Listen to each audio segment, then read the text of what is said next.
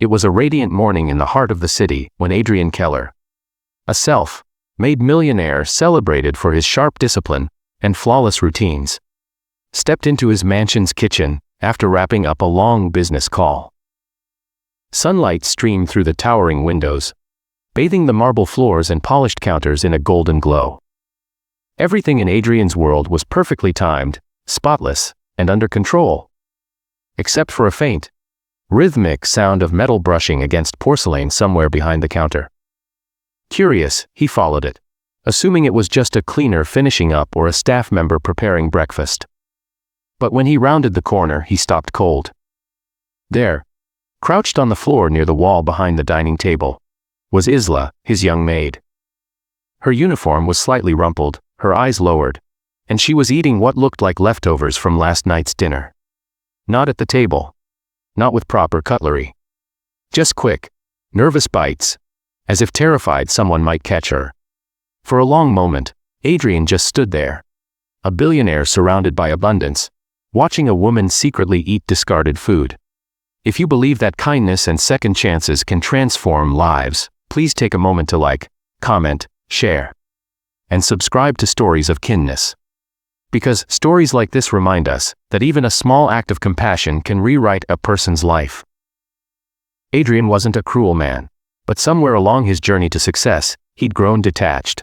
From empathy, from humanity, from the quiet battles ordinary people fought every day. To him, success had become a calculation. Numbers, meetings, investments. He couldn't even remember what hunger or fear felt like anymore. Yet watching Isla hide to eat awakened something deep inside him. An ache he couldn't name. Quietly, he stepped back before she noticed him and left the room, his mind spinning. The image of her trembling hands clutching that plate wouldn't leave him. Later that day, he reviewed the household files. Isla had been working there for 8 months. Punctual, polite, never once asking for anything. Her pay was fair, or so he had always thought. He'd never asked about her life, her family, or her happiness. She was simply part of the house. Invisible, necessary, forgotten. That night, Adrien couldn't sleep. He lay awake, haunted by the thought of someone hiding in the corner just to eat. The next morning, he entered the kitchen early. Isla was already there, tidying the counters. Her face was pale, her eyes tired. She moved delicately, too carefully, as if every motion might lead to punishment. When she dropped a spoon and flinched like a frightened child, something inside him broke. It wasn't about hunger anymore. It was about dignity. About surviving in silence. He said nothing and left, but began observing her quietly. He noticed she always took the smallest servings during staff meals, often pretending she wasn't hungry at all. When he discreetly asked the head housekeeper, he discovered the truth. Isla sent nearly all her wages back to her village to care for her sick mother and younger brother. She barely kept enough to eat herself. That afternoon, Adrien went to his favorite restaurant. But the rich meal before him tasted bitter. Every bite reminded him of Isla's corner. And suddenly, he remembered his own early days. The time when he had been a struggling intern, sleeping on office couches, eating instant noodles, dreaming of a better life. Somewhere along the way, success had buried that version of him. A week later, Adrien made a quiet decision. Not out of pity, but purpose. He gathered the household staff and spoke calmly. From today onward, everyone in this home will eat together, at the same table. No leftovers, no separation, no shame. The room went silent. Isla looked the most stunned of all. She tried to speak, her voice trembling with gratitude, but Adrien only smiled and said gently, "No one should have to hide to eat." From that day, the mansion changed. The air felt lighter. Laughter replaced silence. Even Adrien began sitting longer at the dining table, listening to the staff's small stories. Stories he'd never noticed before. Weeks later, he called Isla into his study. She entered nervously, clutching her apron. But instead of reprimand, Adrien handed her an envelope and a folder.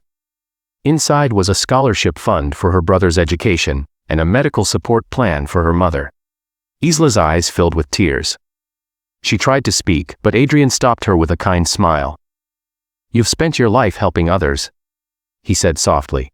Let someone help you this time. That from then on, everything began to heal.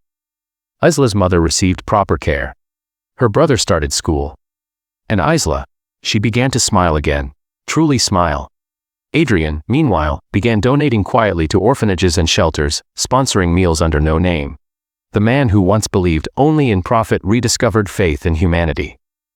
I used to think wealth was about what you own, he told a friend one evening.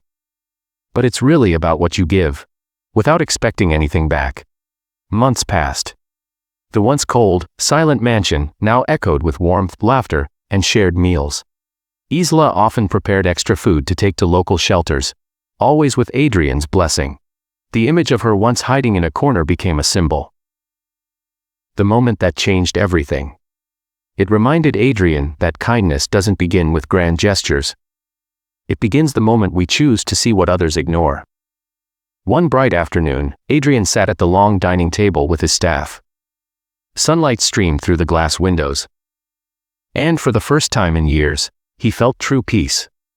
Not the peace that comes from luxury, but from knowing he'd done something right. Isla served the final dish and sat down with everyone, no longer in the shadows.